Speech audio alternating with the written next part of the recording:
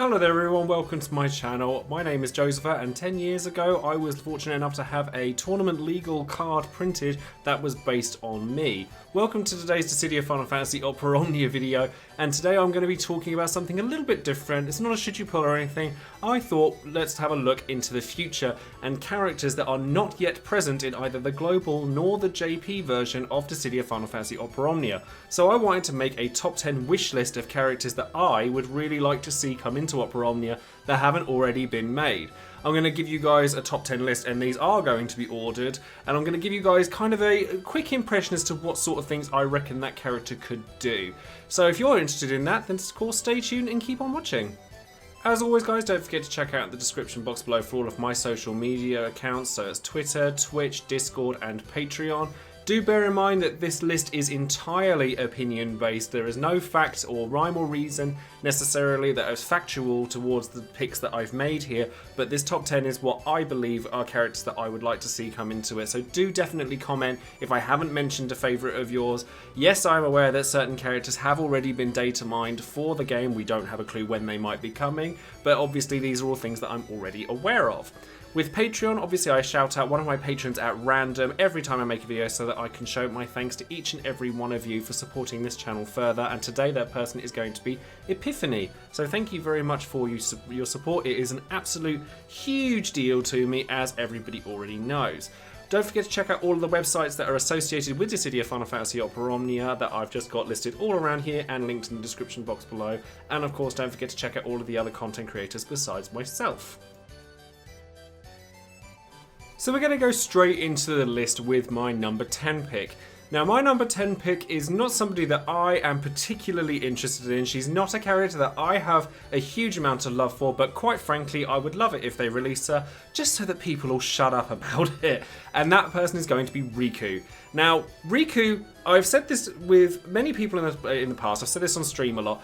Now there's a reason that characters that are as popular as Riku haven't already been released yet, and that's because obviously they need to keep some of these characters back so that in the future there's still characters that people are super hype about. If everyone that's massively popular from all of the mainline Final Fantasy titles have already been released, then it's going to make it harder to be excited for characters that are coming up in the future.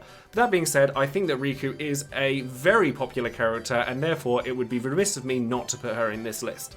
In terms of what sort of things she could do, I can see kind of like an Ignis feel for Riku, like because of her mixed capabilities in Final Fantasy X, I reckon having something that kind of changes her Brave HP attack into something else that changes it into something else again, gives different auras, things like that. I think it'd be really great to see her have just an Ignis style feel, but obviously to not have Mighty G or like Hyper Mighty G, Mighty Guard, however you want to call it, I think would be a shame to not have on Riku, because it's probably the ability that she's most well known for. Though a lesser known one for her is Eccentric, which could function in a very similar way to Selphie's aura in buffing kind of the limit or the EX gauge refill rate or anything like that. I think that having something like that would suit Riku's kit very well. So I thought that it would be interesting to kind of have a little go at thinking about what kinds of things she could do. At number 9, I kind of wanted to give a little bit of representation for the other mobile titles that have come to pass within the Final Fantasy universe, if you will. And a lot of people would probably like to see characters from Brave Exvius, so Rain or Laswell or Fina, or perhaps even Tyro from Final Fantasy Record Keeper. But personally, I'd really love to see Wall from Final Fantasy, or Mobius Final Fantasy, for multiple reasons. I think that Wall is a really criminally underrated design. I love the way Wall actually looks. I think he's got a really interesting design. He's kind of taking the Warrior of Light kind of aesthetic, but bringing it in with the kind of later, almost some of the villains' designs with like the silver hair or the way that he's dressed. I think he's a very unique design in that regard. And he's also like from FF1. Like Mobius is considered FF1 canon because it's an alternate sort of universe version of Final Fantasy I's story. So it would be an interesting way to expand FF1's kind of roster whilst also representing some of the other mobile titles cast. You could also put Maya in here instead of Wall, or even if you didn't want to do Mobius necessarily, you could do somebody like Princess Sarah, or you could do Matoya or Master. FF1 is actually a really pretty unexplored world within the world of Dissidia Final Fantasy Opera Omnia. At number 8, I wanted to put luneth Freya. Now, luneth Freya, I think, is one of the most criminally underdeveloped characters in Final Fantasy 15, and it really saddens me that we didn't get to know her that much better whilst playing through the game. Now, spoilers obviously abound, I won't obviously go into any detail, but I think that it would have been great to have made a bigger connection with her throughout the course of the story, so that certain things that happen to other characters, etc., that involve her are that much more impactful. But I do still think that design-wise and like her role as a summoner slash white mage would actually fit into Opera Omnia quite well. She's very much linked with Leviathan, as is Rydia already, so you could argue perhaps against luneth Freya for that. But because she's got the Trident of the Oracle, she has one of the Royal Arms, she has a link with Noctis, she has things like that. There's actually a lot that you could do with luneth Freya within Opera Omnia that would make her a functional character. Normally, I wouldn't go for characters that don't really have a combative role within the games, because obviously when other people have sort of given me suggestions on characters they'd like to see in Opera Omnia, a lot of people come up with characters that you can't really make a kit out of because you never see them fight. And you could say that about luneth Freya, but I think you see enough of what she could do that you could dream up a kit for her. She is also represented in other mobile games like Brave Exvius and Record Keeper as well, so you could even draw from them. At number 7, I think that it would be a real shame not to see a little bit more representation from Final Fantasy II. Now, Final Fantasy II actually has quite a lot of characters that we haven't seen come into Opera Omnia yet. With Guy coming out relatively recently in JP, we've had a bit more representation for it, but I think that it would be great to see Minwoo. The reason I pick Minwoo in particular is because he is a white mage, but he is an offense-based white mage. He is quite different to any other white mage that you really see in any Final Fantasy, because most of his stuff is attack-based, like Holy is his major thing, he has Ultima, he is a offensive white mage, so I think it'd be really cool to see how that's translated into Opera Omnia, or anything else that he's put in really, and I think that he's got quite a unique design amongst Final Fantasy characters, but there's loads of characters that we don't have from Final Fantasy II within Opera Omnia that we could see. So it's not just Minwoo, you have Ricard, you have Layla, you have Hilda, Gordon, Scott. There's absolutely tons of characters that we could see from FF2 in this game. At number 6, I think it would be really, really cool to see a character in Opera Omnia that isn't human, and a specific kind of not human, but a Moogle. We already have Mog within the game, as in Opera Omnia's versions of Mog within the story, but I think to have either Final Fantasy VI's Mog or Mont Blanc from Final Fantasy Tactics Advance would be absolutely fantastic.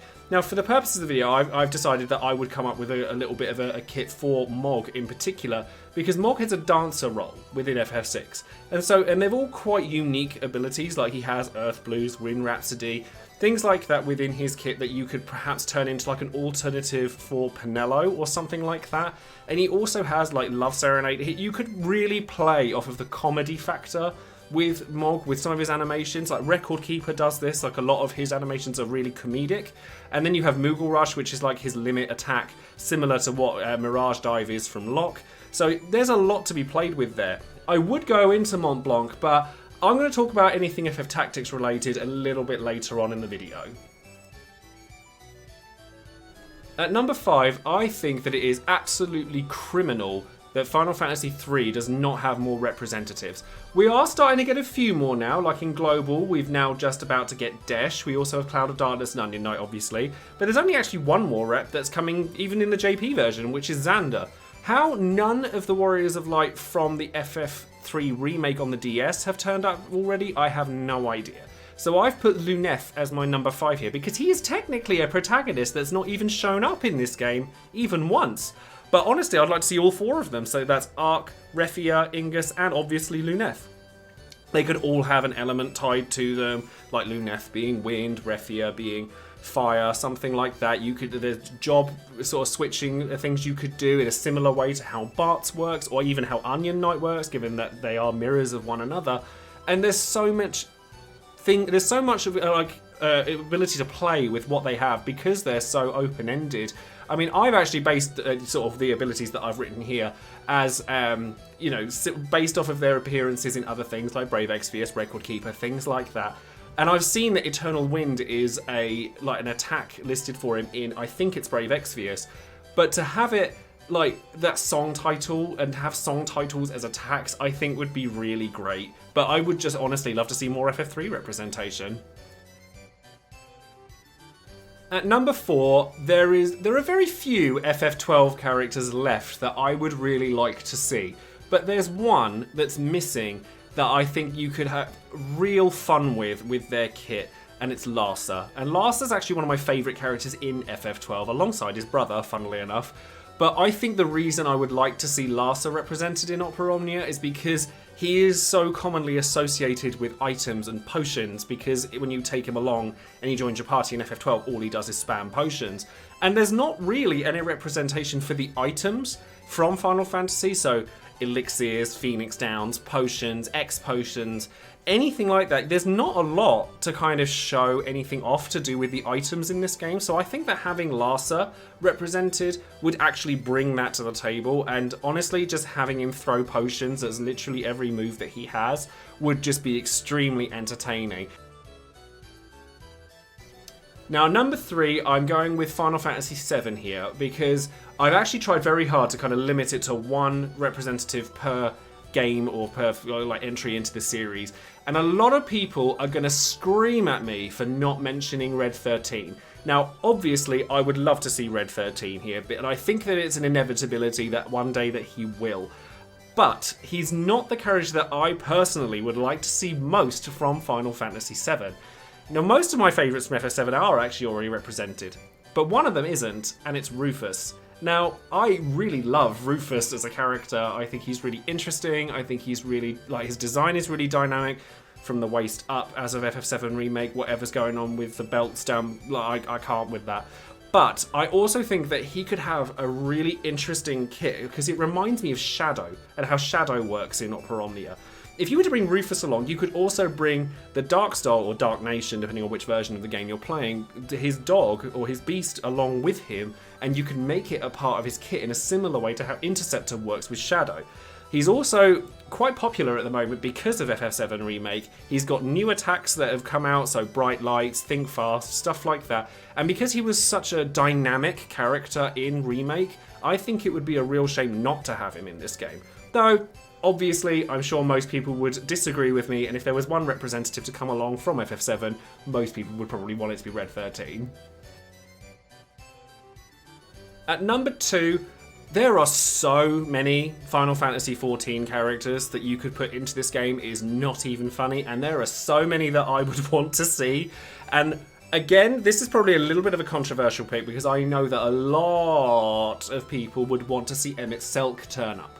But not only him, but you've got characters like Hien, Gesetsu, there's Gaius. There's so many characters in FF14. Estinian would be another one. The one I personally really like to see, and honestly, given that he's in Dissidia NT, I'm surprised that he's not already, is Xenos. The fact that Ishtola's just had her burst come out in JP does give me hope that he's the next new character to turn up in the JP version, with his burst being considered the primary villain of the 14 franchise. And there are so many things that you could do with his attacks. Each of his attacks could be representative of one of his swords. You could have an alternate costume for him, given how recent events have happened in Shadowbringers. He's just and people don't like Xenos. I actually do. People don't often like Xenos, but I think it's sometimes fun to just have a classic cartoon villain. Because obviously Emmett Selk, Elidibus, characters like that are so deep and so enriched with their lore, that to have a character like Xenos as a foil to that, and he's just a bad person that wants to kill people, I actually think can be quite refreshing at times. Not everyone has to have such deep philosophies to them. I quite enjoy Xenos as a character, and I think he'd be a great addition to Opera Omnia, to be honest. And then my number one pick, the character I would want to see most out of anybody in Final Fantasy, anything to do with it, is obviously Sora. No? Oh, alright, maybe not then. Okay, I had to get that one out of the way. I actually really don't want to see Sora in Dissidia or Opera Omnia, if I'm perfectly honest. And I'm sure I'm going to see a slew of hateful comments in the comments below. But my number one character that I want to see in Dissidia Opera Omnia is Orlando. And my love for Orlando actually doesn't come from Final Fantasy Tactics. It comes from literally everything he's ever been in. If you see Orlando in a game, you know you need to like at least pay attention to him, because his entire character is that he's busted, is that he's so ridiculously overpowered that you have to pay attention to him.